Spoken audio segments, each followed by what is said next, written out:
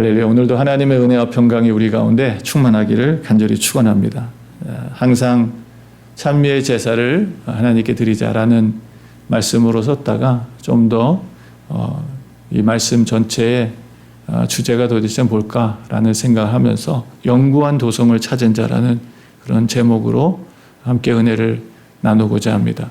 우리가 읽은 히브리서 13장 말씀은 이 히브리서 말씀의 결론입니다. 그러면서도 오늘 우리 하나님의 은혜를 믿음으로 받은 성도들이 어떻게 우리의 삶 속에 일상생활 속에 사회생활 속에 교회생활 속에서 그 받은 은혜를 열매로 맺으며 살아갈 수 있을까라는 것에 대한 구체적인 교훈을 주고 있습니다. 오늘 저와 여러분 이 영구한 도성을 찾은 자들이라고 믿습니다. 오늘 그렇지 않으면 여기 오시지 못했겠죠? 우리가 영구한 도성을 찾은 자들입니다. 그런 의미에서 우리 옆에 분들한테 축복해 주셨으면 좋겠어요. 당신은 영구한 도성을 찾은 복된 사람입니다. 한번 읽어볼까요? 당신은 영구한 도성을 찾은 복된 사람입니다. 아멘. 영구한 도성을 찾았다. 이게 왜 복된지 아십니까?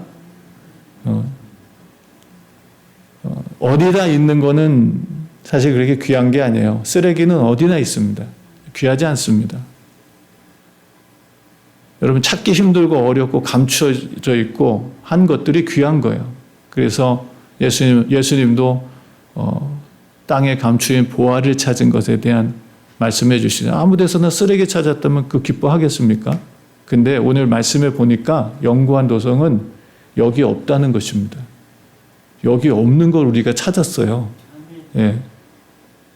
보석도 귀하지만 보석도 여기 있어요. 돈도 귀하지만 돈도 있고요. 지식도 귀하지만 지식도 있어요. 근데 여기 없는 게 있습니다. 찾고 싶어도 찾을 수 없고 가지고 싶어도 가질 수 없는 여기에 없는 것. 그게 바로 영원한 도성이라는 것이죠. 오늘 우리가 그 영원한 도성을 찾았다는 것은 여러분 기적 중에 기적이고 축복 중에 축복이고 은혜 중에 은혜인 줄로 믿습니다. 그런 의미에서 여러분들이 복되다는 거예요. 세상에 없는 것을 찾았기 때문에. 세상에 희귀한 것도 아니고 세상에 없는 것을 찾았기 때문에. 그런 의미에서 우리가 오늘 말씀을 보면서 이 영구한 도성을 찾은 자들이 어떻게 살아갈 것인가 라는 것을 우리가 좀 살펴보기를 바랍니다. 12절 말씀에 보니까 그러므로 예수도 자기 피로써 백성을 거룩하게 하려고 성문 밖에서 고난을 받으셨다라고 말씀하시죠. 오늘 이 히브리 기자가 히브리서를 쓸 때 히브리서를 쓴 목적이 무엇입니까? 핍박과 박해와 어려움을 견디지 못하고 다시금 교회를 떠나고 신앙을 저버리는 많은 유대 기독교인들을 위해서 이 히브리서를 쓴 거예요.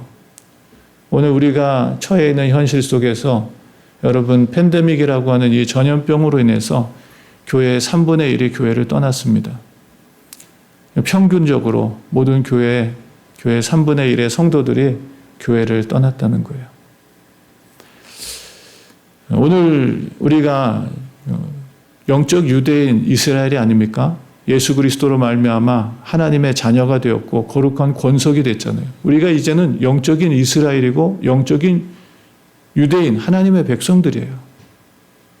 그런데 주님을 영접했던 많은 이스라엘 영적인 하나님의 백성들이 이 구원의 은혜를 저버리고 떠났다는 것, 오늘 우리가 겪고 있는 현실이기도 합니다.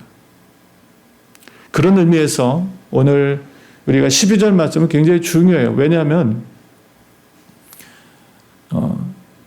이 고난이라고 하는 것을 우리가 어떻게 받아들여야 되는가라고 하는 것에 대해서 굉장히 중요한 교훈을 주시기 때문이에요. 많은 분들은 예수 믿으면 다 형통하고 잘되고 복받고 성공하고 출세하고 부자가 된다. 그래서 예수 믿는 사람들이 있어요. 근데 그렇지 않습니다. 예수 믿고 더 가난해진 사람들이 있을까요? 없을까요? 말하기가 두려우십니까? 예수 믿고 가난해지실까 봐? 예수 믿고 직장을 잃은 사람들이 있을까요? 없을까요? 예수 믿고 가족들과 헤어져야 된 사람이 있을까요? 없을까요? 우리는 참 좋은 환경에서 살고 있습니다. 지금도 세상 곳곳에서는 예수 믿는다는 그 이유 하나 때문에 가족들이 찾아서 죽이려고 하는 그리스도인들이 있습니다. 재산을 다 뺏기고 하루아침에 거지가 된 사람들이 있어요. 지금도. 지금 뭐 옛날 얘기하는 게 아닙니다. 지금 얘기를 하는 것입니다. 자, 이 고난이라고 하는 것을 우리가 생각하면서 지금 먹고 살기도 힘든데 예수 믿으라고 자꾸 뭐 예수님 열심히 믿으라고 열심히 자꾸 신앙생활 하라고 얘기하는데 답답하다 그렇게 얘기하시는 분들이 있을지 몰라요. 우리가 신앙생활을 한다고 하는 것은 절대로 뭐 편안하고 쉬운 길을 가려고 하는 게 아닙니다. 그래서 예전에 한번 그런 말씀드렸죠. 우리는 배를 타고 나가려고 하는 거예요. 근데 우리의 배는 유람선이 아닙니다. 우리의 배는 전쟁에 나가는 항선을 타고 나가는 거예요. 저도 한번 타보고 싶어요. 그 뭐라 그러죠? 그 배 있잖아요. 배 타고 며칠 동안 여행하면서 배에서 먹고 마시고 뭐라 그러죠? 유람선 크루즈라 그러죠. 크루즈, 유람선 크루즈. 그거 타보신 분 얘기를 들었어요. 타니까 거기에 모든 게 다 준비됐다는 거예요. 먹을 것도 준비되고 침실도 준비되고 나오면은 뭐 오락할 것도 준비되고 다 있다는 거예요. 거기에. 그리고 가다 또 어떤 아름다운 항만 같은 데 또 정박해가지고 또 관광도 하고 구경도 하고. 여러분 우리가 타는 배는 이런 크루즈 유람선이 아닙니다. 우리는 치열한 전쟁을 죽느냐 사느냐 하는 치열한 전쟁을 치르러 나가는 그런 배를 타고 나가는 거예요. 훈련받지 않으면 탈 수 없고 죽을 걸 각오하지 않으면 탈 수 없는 배란 말이에요. 자, 오늘 예수님께서 그러므로 예수도 자기의 피로 우리가 12장 말씀에서 이미 봤죠. 예수의 피를 힘입어 하나님의 성소로 나가자라는 말씀을 했습니다. 예수의 피가 없이는 우리가 하나님께 나갈 수 있어요? 없어요? 없습니다. 피 흘림이 없이는 죄사함도 없어요. 그래서 하나님께서 예수의 피로 온전한 제사를 받으시고 속죄의 제를 받으시고 우리의 모든 죄를 용서해 주셨어요. 죄인은 하나님 앞에 나갈 수가 없습니다. 거룩한 자만이 나갈 수 있어요. 그래서 주님께서 피를 흘리셨어요. 목적은 뭐냐? 뒤에 나오죠. 백성을 거룩하게 하려고. 무엇을 위해서? 우리를 어떻게 하려고? 거룩하게 하시려고. 출애굽기 말씀에 보면 내가 거룩하니 너희도 거룩하라라고 말씀. 베드로 기자도 말하죠. 하나님이 거룩하니 너희도 거룩하라. 너희의 모든 행실을 거룩하게 해라 라고 말씀하십니다. 저는 목회를 하면서 굉장히 좀 충격을 받은 것이 있었습니다. 뭐냐면 신학교 때 배운 이런 교회 성장과 성경이 말하는 교회 성장이 많이 다르다는 것을 깨닫고 굉장히 많이 충격을 받았어요. 마음속으로 많이 갈등했어요. 내가 배워왔던 교회 성장은 굉장히 세속화되어져 있는 교회 성장. 너무 그 필터 없이 세상적인 욕망과 욕구를 짬뽕시켜가지고 교회 성장이라고 하는 것에 접목시켜서 굉장히 위험했다는 것을 깨닫게 됐어요. 참 많이 고민했어요. 어떻게 해야 될까? 그러면서 다시금 성경으로 돌아갔습니다. 성경에 하나님께서 뭐라고 말씀하시나? 주님은 우리에게 교회 성장을 뭐라고 말씀하시나? 하나님 나라의 성장을 무엇이라고 말씀하시나? 너무나 달라요. 그 이유가 뭐냐? 저도 모르게 세상의 문화와 세상의 가치와 세상의 것들을 너무 많이 마치 당연한 것처럼 배우고 받아왔다는 거예요. 근데 그것이 신앙생활과 접목이 되고 짬뽕이 돼가지고 너무 혼란스러웠던 것이죠. 지금 여러분 제가 지난번 파라과이 남미에 갔는데요. 남미에는 그 파라과이에는 그 천주교가 캐톨릭이 주류 그 캐톨릭 국가라고 얘기를 해야 될 것 같아요. 그래서 기독교 복음을 전하는 게 너무너무 힘들어요. 기독교 복음을 전하는 게 너무 힘들어요. 근데 그 선교사님이 이런 얘기 하시더라고요. 이 파라과이 캐톨릭은 정통 캐톨릭이 아니라는 거예요. 거기에는 옛날에 주술 신앙과 막 짬뽕이 돼가지고 지금 그 파라과이의 교황이 주교가 파라과이의 주교가 여러분 미사를 드리면서 아이의 피를 흘려 여러분 거기에 미사를 드린다는 거예요.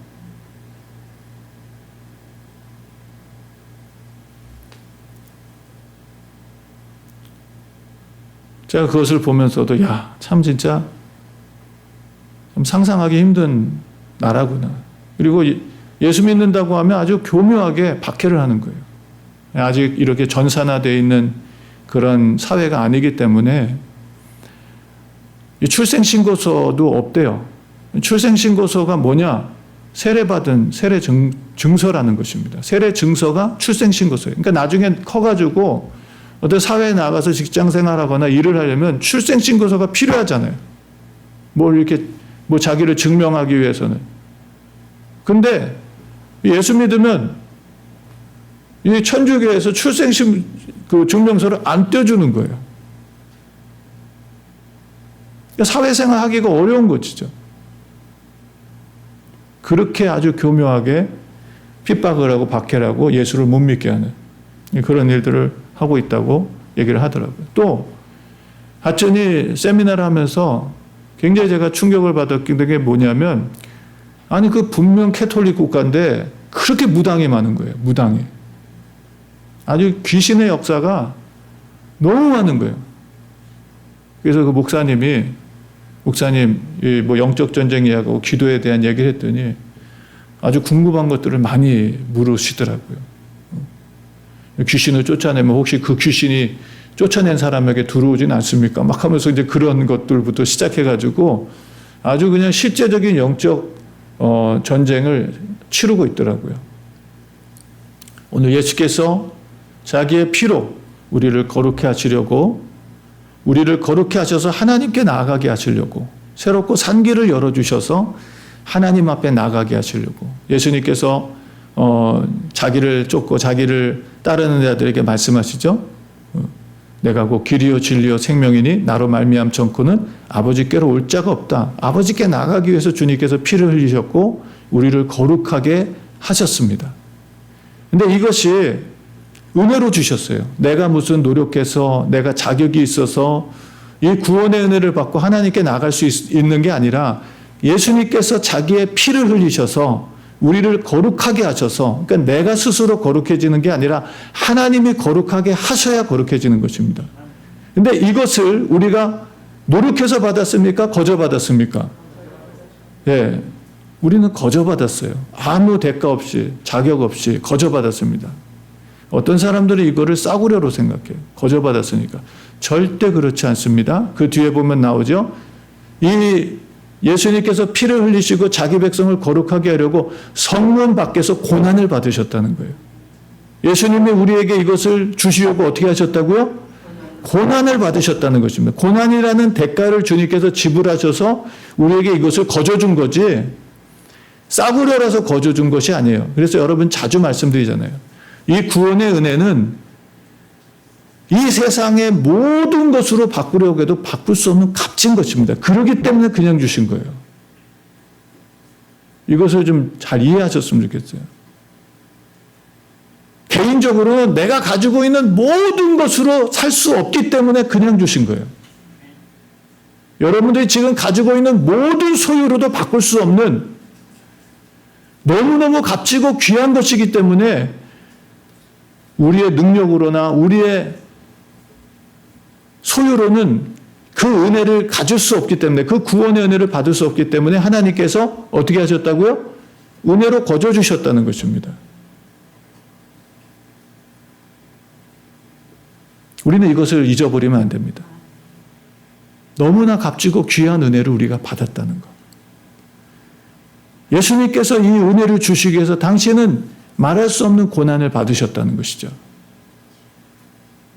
오늘 이 은혜를 깨달은 자들 13절에 말하죠. 그런즉 우리는 그 능력을 지고 우리가 누굽니까?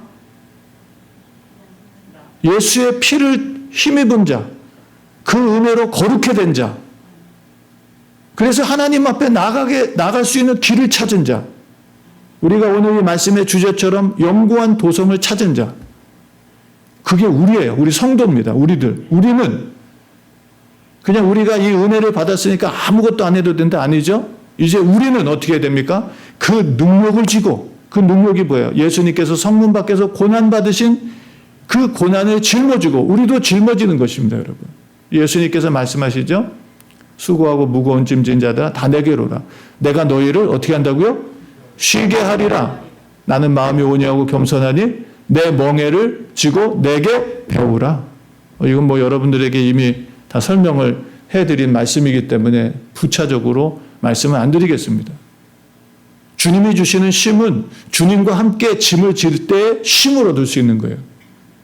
마치 예수님께서 우리에게 은혜를 주셨으니 우리 아무것도 안 해도 된다는 이런 생각을 가져서는 안 됩니다. 오늘 히브리 기자는 또 말합니다. 그런즉 우리는 그 능력을 쥐고 영문 밖으로 그에게 나아가자. 이제 우리가 해야 될 일이 무엇입니까? 우리도 십자가를 지고 어떻게 해야 돼? 주님께 나아가야 됩니다. 그래서 오늘 여기 나오신 거예요, 여러분들이. 예. 나오실 수 없는 환경이 있는 분도 있을 거예요, 오늘. 나올 수 없는 환경, 나올 수 없는 상황. 그러나 우리가 여기 나온 것은 우리가 그 주님 앞에 그 은혜가 너무 귀하기 때문에 내가 지금 처한 형편을 넘어서서 나온 것입니다, 우리가. 그에게 나아가자. 그 능력을 쥐고 영분 밖으로 나아가자. 초대교회 성도들이 너무 많은 박해와 핍박 속에서 교회를 떠나고 신앙을 저버렸는데 여러분 무슨 얘기입니까? 그거를 넘어서자는 것입니다. 그 고난을 우리가 짊어지고 그 고난을 우리가 피하기 위해서 도망가는 게 아니라 그 고난을 짊어지고 오히려 더 적극적으로 이렇게 주님 앞에 나아가자는 것입니다. 주님 앞에 나아가자. 그것도 은혜죠. 이런 마음을 주신 게 하나님 은혜예요. 엠마오로 도망가던 제자들에게 주님 찾아가시죠. 말씀을 풀어주시죠. 그리스도가 이런 고난을 받고 영광을 받아야 될 것을 어떻게 알지 못하느냐라고 하면서 주님께서 성경을 풀어주시죠. 그들이 여러분 이 성경 말씀을 풀어주실 때 나중에 주님 떠나시고 그들이 눈이 밝아져서 그 말씀해 주신 분이 주님인 것을 깨닫고 뭐라 그러죠? 주께서 길가에서 우리에게 성경을 풀어주실 때 우리의 가슴이 뜨거워지지 않았느냐. 그리고 어떻게 하죠? 다시 예루살렘으로 돌아가잖아요. 죽을까 봐 무서워서 방금 도망왔는데 오늘 밤 자고 가자 그것도 아니고 그 시간 바로 그 밤에 다시 가잖아요. 예루살렘으로 죽으러.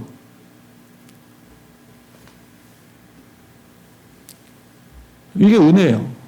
이게 정말 값진 것을 깨닫고 나니까 마음이 뜨거워지는 거예요. 은혜가 임하는 거예요. 고난이 더 이상 슬픔과 두려움이 아니라 기쁨이 되는 거예요. 그래서 사도행전 5장 말씀에도 예수님께서 이 부활했다는 소식을 전하니까 예수님을 죽인 사람들이 이제는 제자들이 너무 이제 위협적인 존재가 돼버린 거예요. 자기들이 메시아를 죽였다 그러니까. 그들을 잡았습니다. 구금했어요. 그리고 그들 협박하죠. 예수님 전하면 너희도 예수처럼 죽는다. 협박을 합니다. 근데 하나님께서 은혜를 베풀어 주셔서 그들을 죽이지 않게 해요.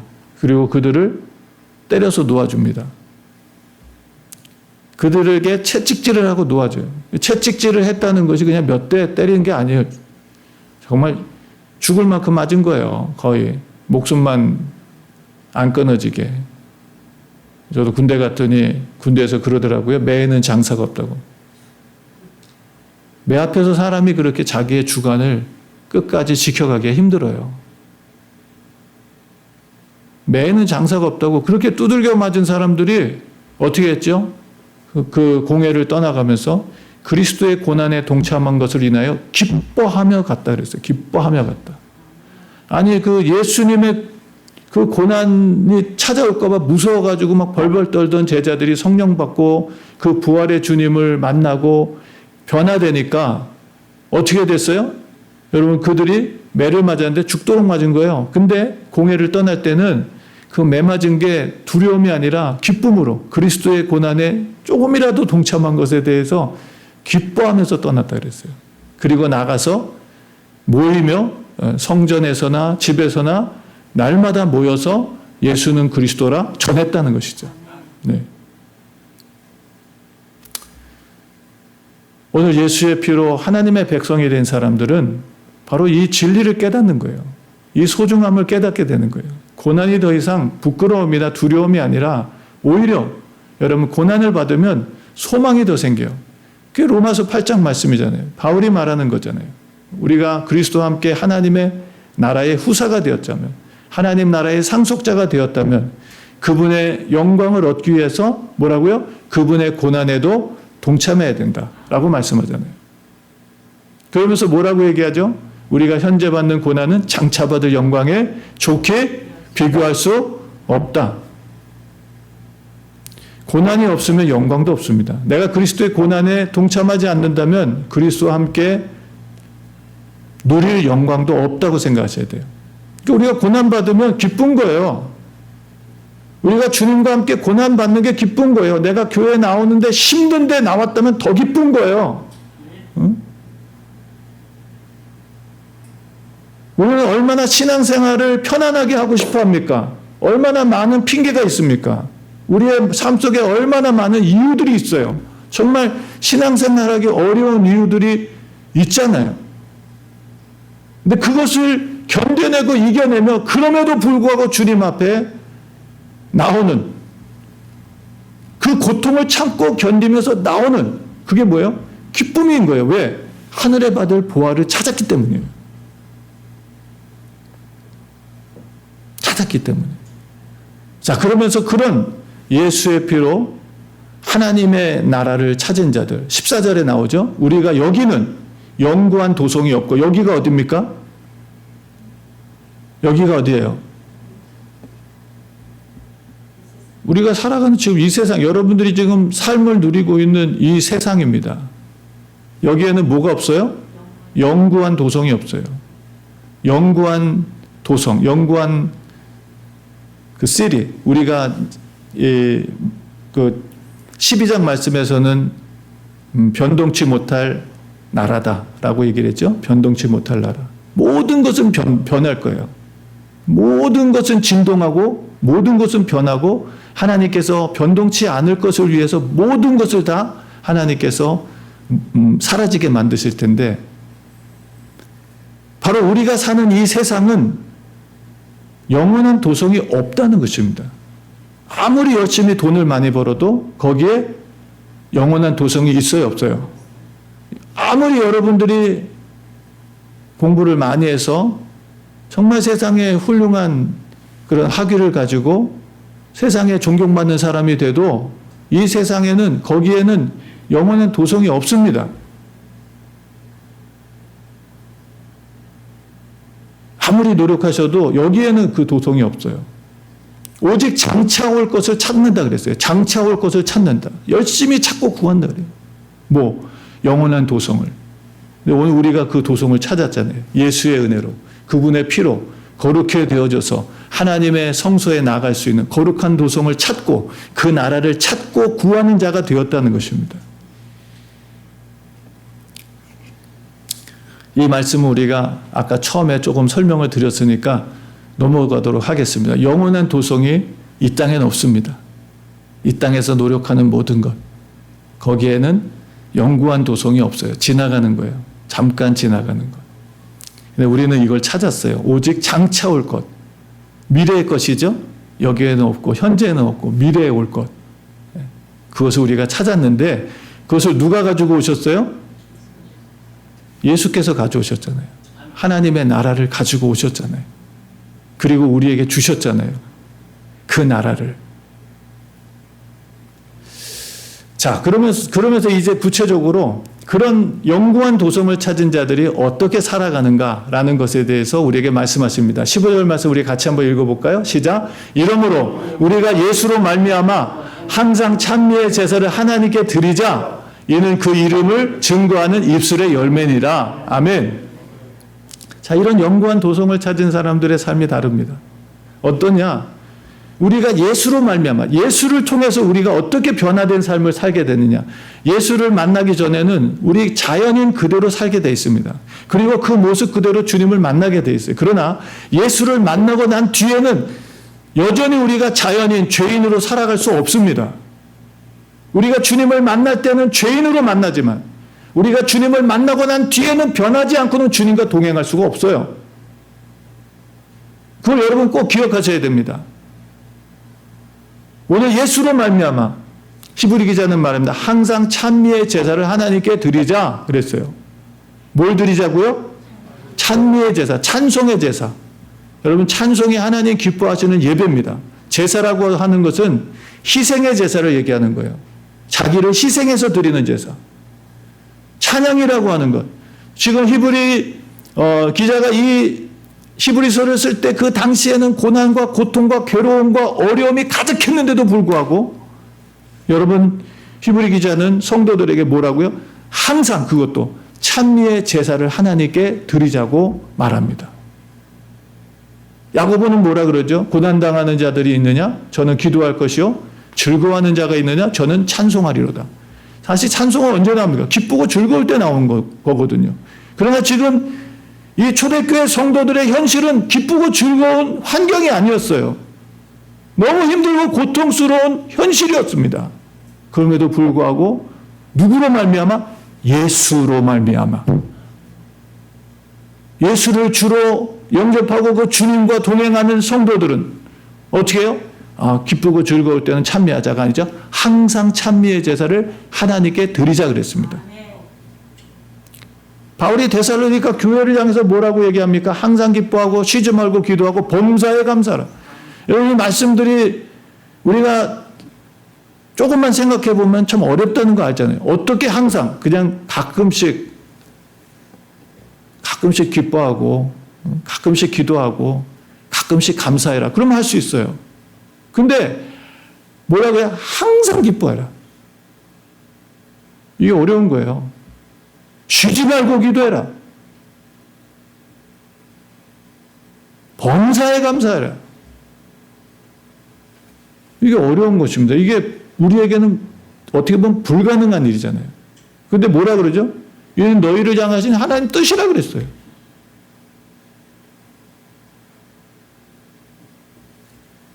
하고 싶으면 하고 하기 싫으면 안 하는 게 아니라 하나님 뜻이라는 것입니다. 항상 기뻐하고 쉬지 말고 기도하고 범사에 감사를 하라는 것이 오늘 말씀 속에서도 말해요. 항상 찬미의 제사를 하나님께 드리자.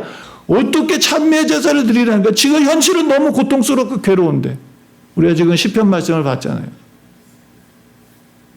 시편 기자가 하나님의 그 인자하심과 성실하심을 찬양하고 노래했지만 그 시편을 기록했던 그 당시는 아무 소망이 없고 모든 하나님의 약속이 다 무너져서 더 이상 하나님의 약속이 이루어지지 않을 것 같은 현실 속에서 그걸 쓴 거예요. 그러니까 그게 능력이 되는 거예요. 항상 찬미의 제사를 하나님께 드리자. 오늘 하나님 나라는 어떤 곳이냐? 영구한 도성을 찾은 자들, 그리고 찾는 자들은 어떤 자들이냐? 항상 찬미의 제사를 하나님께 드리는 자들입니다. 예.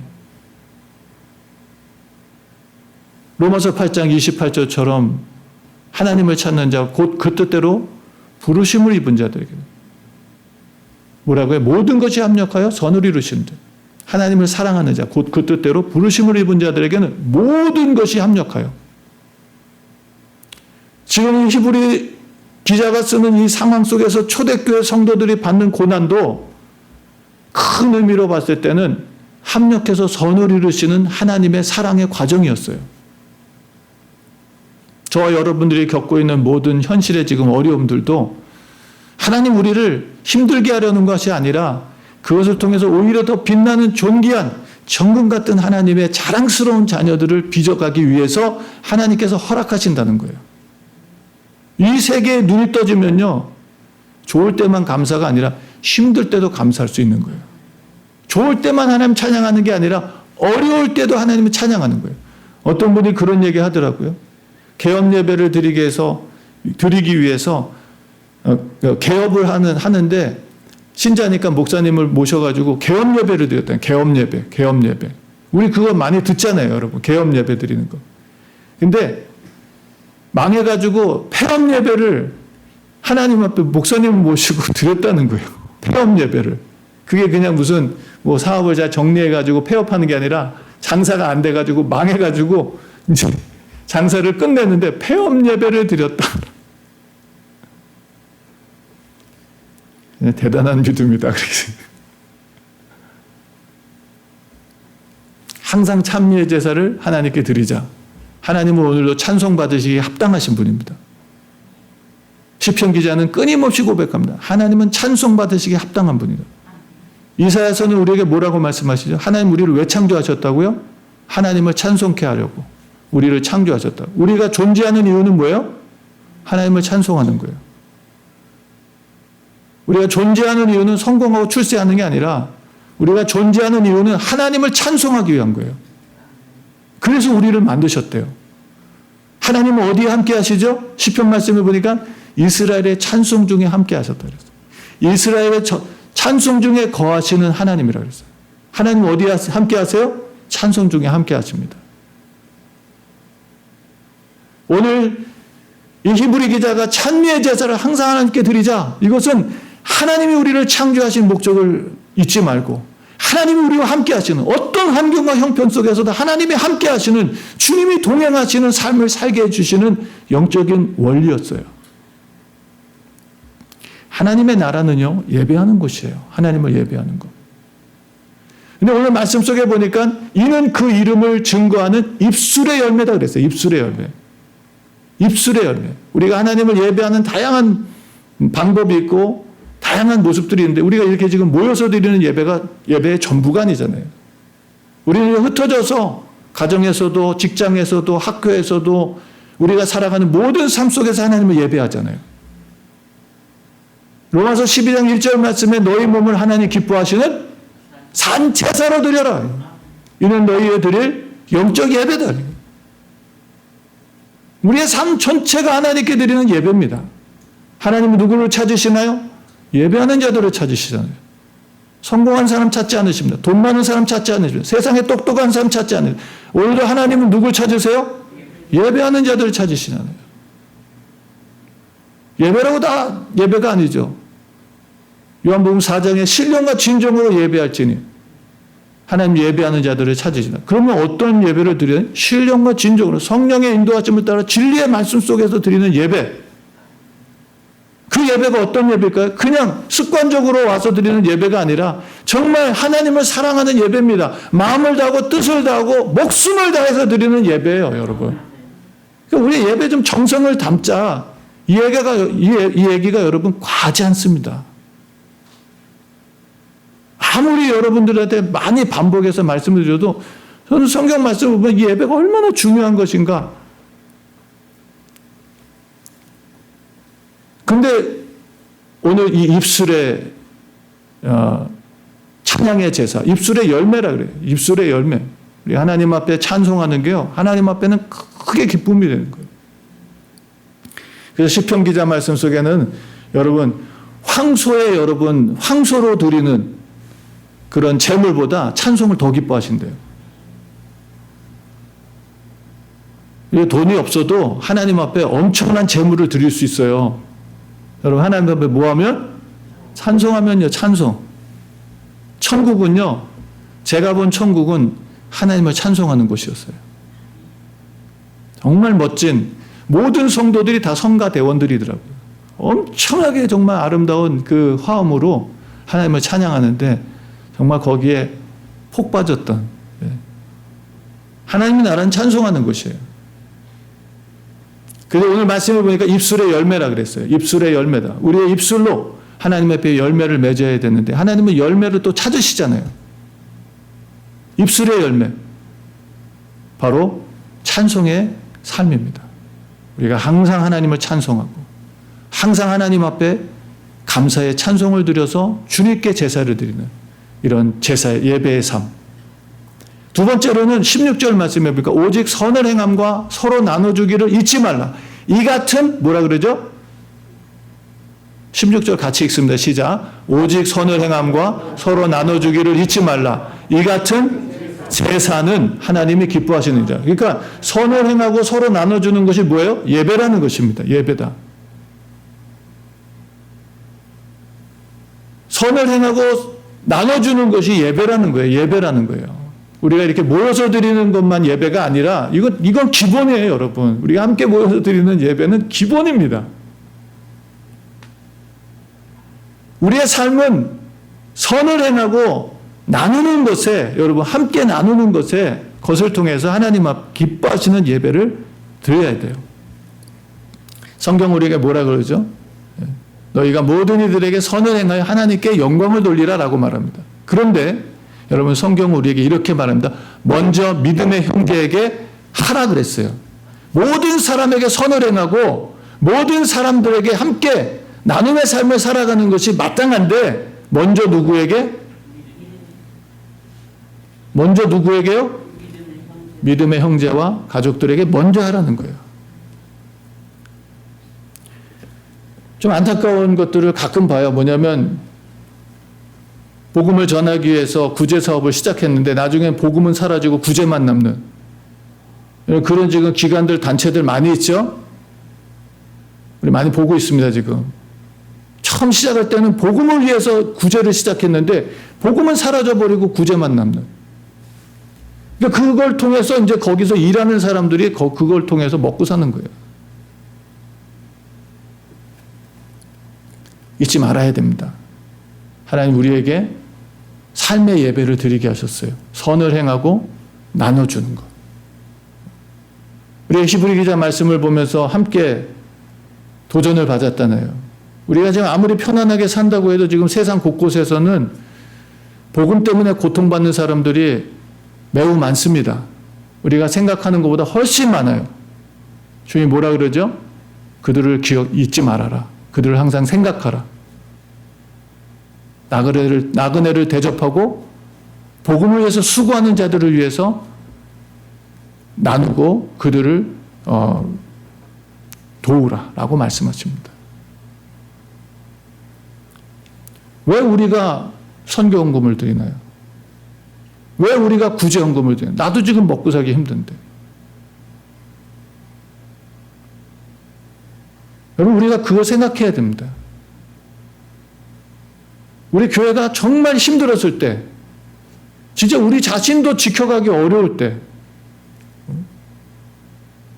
그때도 우리가 할 수 있는 한에서 나누고, 특별히 선교지에 부족하지만, 정말 모자랐지만, 그러나 나누는 것을 잊지 않았어요.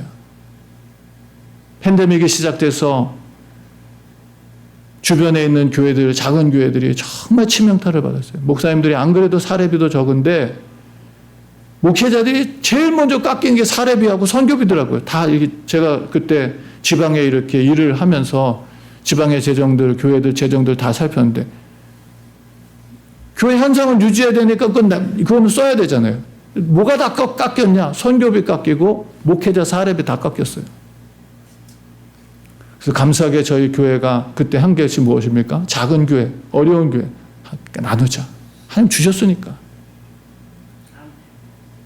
여러분들이 함께 나누셔서 여러분들이 같이 그 마음 가지셔서 나눠서 그분들과 함께 나눴어요. 지금도 고마워해요, 그분들이. 대단한 건 아니지만 마음이라도 함께 나눈 거죠. 그게 예배예요, 예배. 하나님께서 기뻐하시는 예배라고 말씀하십니다. 그래서 우리가 지금 두 가지를 배웠어요. 첫 번째는 찬미의 제사, 두 번째는 선행과 나눔의 제사. 마지막 세 번째는 뭐냐? 여러분 17절 말씀. 너희를 인도하는 자 누굽니까? 오늘로 얘기하는 목회자들에게 순종하고 복종하라는 거예요. 저는 이 말씀을 보면서 무슨 제사일까라는 생각했어요. 좀 과하게 이렇게 해석을 했다고 생각했지 모르지만 저는 찬미의 제사, 선행의 제사, 선행과 나눔의 제사, 세 번째는 순종의 제사를 드리는 거예요. 순종의 제사를. 하나님의 예배를 얼마나 기뻐하시는지 우리는 알고 있습니다. 그죠? 하나님 나라가 예배하는 나라잖아요. 근데 여러분, 사무엘상 말씀을 보니까 하나님께서 사울에게 사무엘을 통해서 이런 얘기를 합니다. 여러분 기억하실 거예요. 순종이 제사보다 낫다 그랬어요. 순종이 뭐보다 낫다고요? 제사보다 낫다. 순종은요, 예배와 마찬가지입니다. 하나님 앞에 순종한다는 것이 예배예요. 우리는 순종의 예배를 하나님 앞에 드려야 됩니다. 오늘 17절 말씀을 보니까 너희를 인도하는 자들에게 순종하고 복종하라. 물론 잘못된 대로 인도하고 성경이 아닌데 그렇게 하라 그러면 안 되죠. 그러나 하나님의 말씀으로 하나님의 진리를 가르치고 영원한 하나님의 도성으로 가기 위해서 영구한 도성에 이르기 위해서 가르치는 하나님의 종들에게 어떻게 하라? 순종하고 복종하라는 거예요. 순종과 복종은 사실은 하나님 앞에 드리는 거고 영적인 권위를 하나님께서 주신 거예요. 저희는 너희 영혼을 위하여 경성하기를 자기가 회개할 자인 것 같이 하느니라. 목회자들의 마음이죠. 너희 영혼을 위하여 경성하기를 자기가 회개할 자인 것 같이 하느니라. 성도들이 바른 길에 서서 영원한 도성에서 떠나지 않기를, 영원한 도성을 발견한 자들로 참여의 제사와 또 선행과 구제의 제사를 하나님 앞에 드리도록 가르치는 거예요. 영적으로 깨어있도록 마지막 때에 주님 나라의 백성으로 살아갈 수 있도록 가르치는, 인도하는 그 목회자들에게 순종하고 복종하라는 것입니다. 그러면서 뭐라 해요? 저희로 하여금 즐거움으로 이것을 하게 하고 근심으로 하게 하지 말라. 그렇지 않으면 너희에게 유익이 없느니라 그랬어요. 그러니까 하나님께서 성도들을 인도하는 인도자를 세우신 것은 누구의 유익을 위해서 세운 거예요? 누구의 유익을 위해서 세운 거예요? 모든 성도들의 유익을 위해서 세운 거예요. 너희에게 유익이 없는데, 너희는 성도들, 모든 우리 성도님들을 말하는 거죠. 성도님들에게 유익을 위해서 인도자를 세운 거예요. 인도자 먹여 살리려고 성도님들이 계시는 게 아니라 성도님들을 바른 길로, 진리의 길로, 생명의 길로 인도하기 위해서 그 성도들에게 유익을 주기 위해서 목회자를 세운 거예요. 인도자를. 근데 그 유익을 우리 성도님들이 받으려면 어떻게 해야 되냐? 인도자들에게 순종하고 복종하는 거예요. 그게 목회자들의 즐거움이 되는 거예요. 성도들이 하나님의 말씀을 따라 살아가고 진리의 말씀을 따라 예배자로 살아가고 성장해가는 모습을 보고 성숙해가는 모습을 볼 때 누구에게 기쁨이 되는 거예요? 목회자에게 기쁨이 되는, 즐거움이 되는 거예요. 그런데 신앙이 자꾸 역행해가고 믿음이 떨어지고 자꾸 그런 모습을 보면 목회자들이 근심이 되는 거예요. 하나님 말씀을 전하는데 복종하지도 않고 순종하지도 않고 뻗팅기고 교만하고 이상한 얘기나 해야 되고, 그럼 목회자에게 근심이 되는 거예요. 그럼 누구에게 유익이 안 되느냐? 성도님들이 유익이 안 되는 거예요. 여러분 이런 얘기 들으면 어떨지 모르지만 목회자도요, 열심히 하는 분들 위해서 더 기도해 주고 싶어요. 그럼 어쩔 수 없는 것 같아요.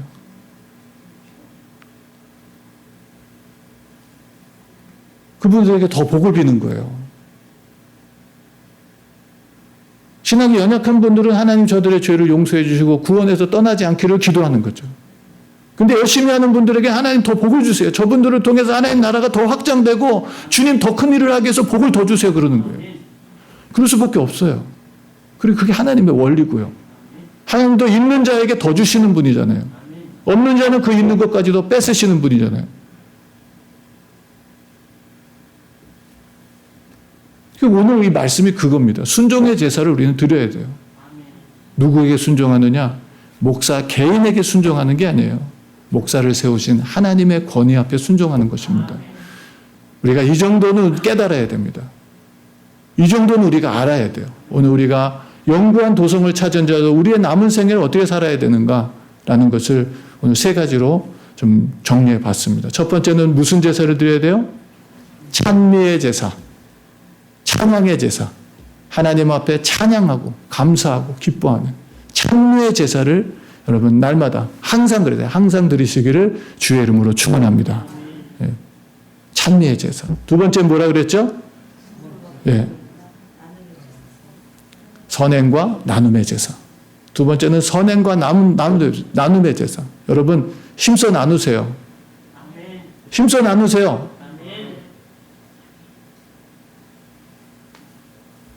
성경은 뭐라고 얘기하죠? 꾸어주면, 나눠주면, 구제하면 하나님께 꾸어주는 거라고 했어요. 하나님께.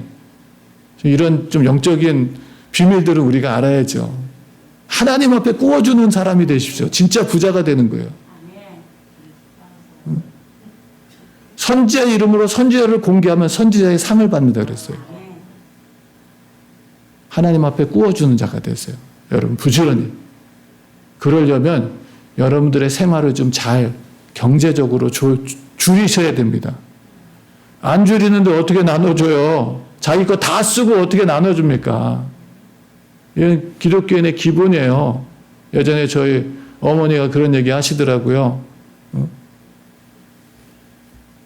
부흥의 강사 목사님이 오셨는데 빨래를 하는데 강사 목사님이 빨래 비누도 아껴서 쓰라고. 장로 가정은 아껴서 써야 주의 일을 더 할 수 있다고. 그게 뭐예요? 자기 거 안 줄이고 자기 거 아끼지 않는데 어떻게 남을 나눠줄 수 있어요? 내 거 다 쓰고.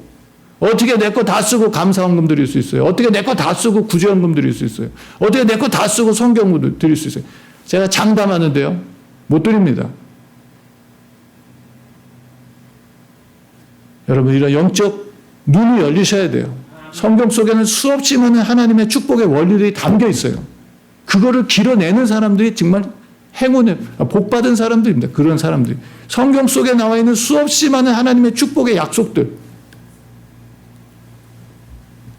선행과 나눔의 예배를 드리세요.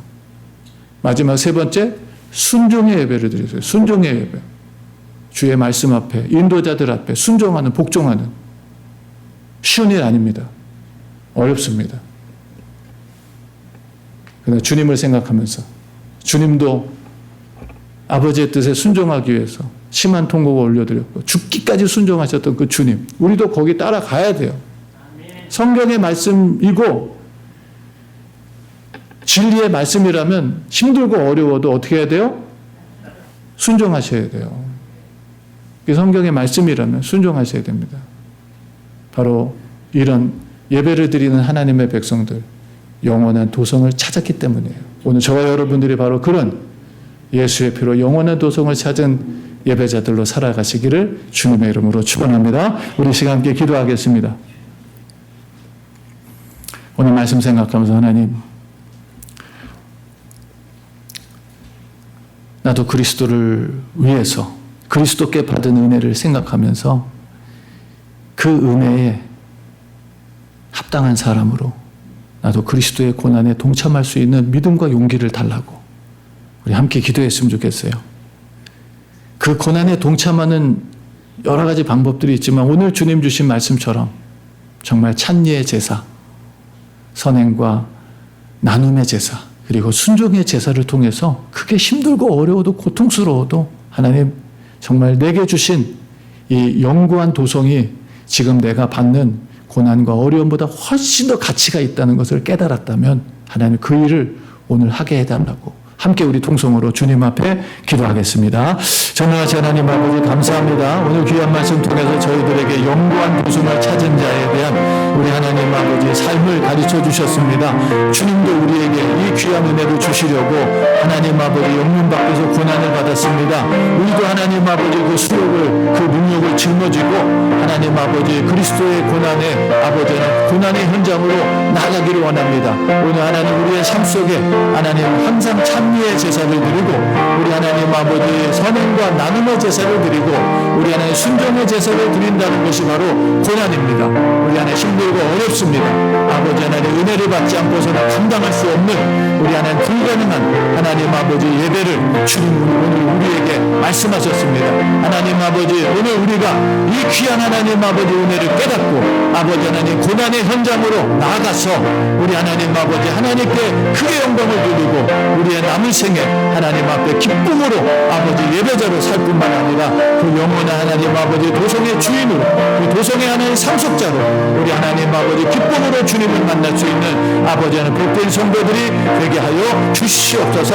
우리 하나님 찬양합니다. 아버지 하나님 이것이 아버지 어려워 보이지만 아버지 믿음으로 행하면 어려운 일이 아니라 오히려 하나님 아버지 인생을 정말 아버지 하나님 정말 쉽게 살아갈 수 있는 그 하나님 아버지 영적인 원리라는 거 주님 말씀하신 것처럼 수고하고 무거운 짐을 내려놓는 정말 하나님 아버지 힘을 얻을 수 있는 아버지 영적인 원리라는 것을 우리가 한번 체험하고 맛볼 수 있도록 하나님 저희들에게 은혜 위에 은혜를 더하여 주시옵소서.